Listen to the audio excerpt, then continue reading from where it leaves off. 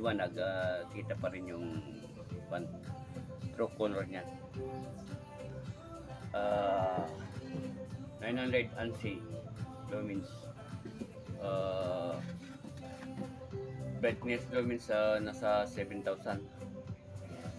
Tapos scale ratio niya 16:9, 4:3. Distance 40 to 200 inches, hanggang 5.7 meters ang layo niya sa 200 inches.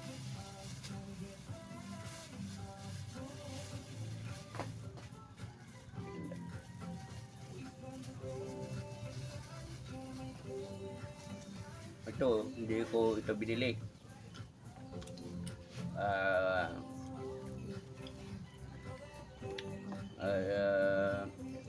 Pinutang ko to kay Lazada.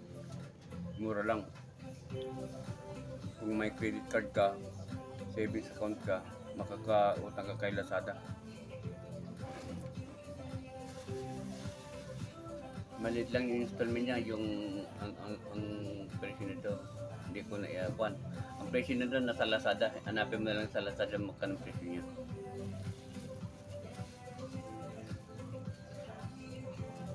Kaya magabil ka lang ng ganito kay Lazada o kay Shopee.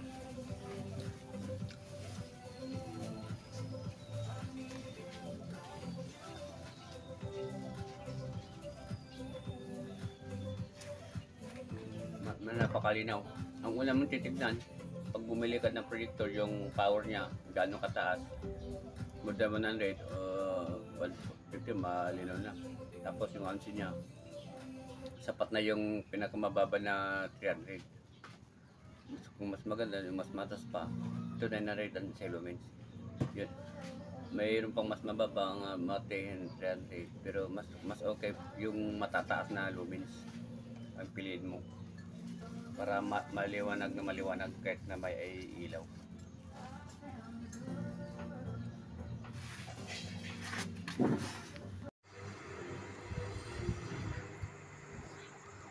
Yan guys, ganyan siya kalinaw itong Mega Aerox Android TV projector. Yan siya. Super linaw.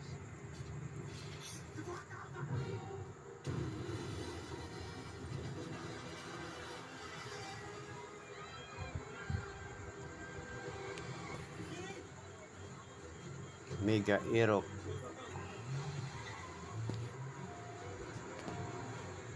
Google Android projector.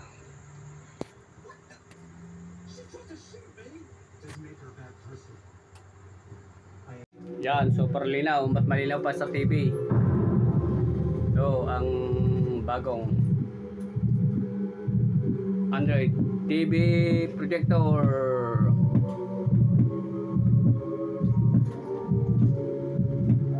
Napakaganda, malinaw. Itlog niya, itlog.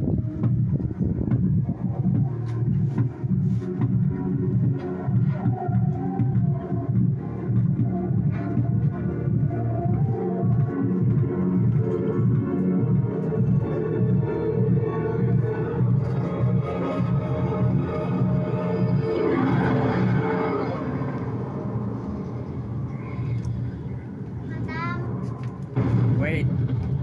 Diyan pa.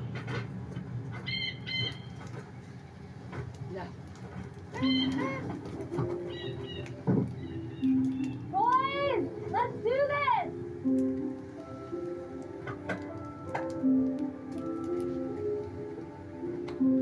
Ray? Hanggang sa marating niya ang World Championships, World Cup at Olympics.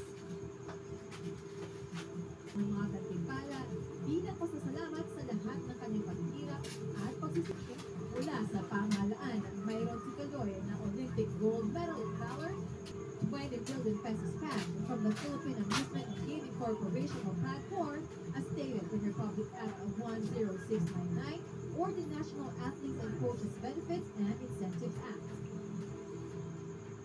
furnish a 3-bedroom unit in McKinley Hill, valued at 32 million pesos mula sa Mega World Blessing Group, consumable for 1 year.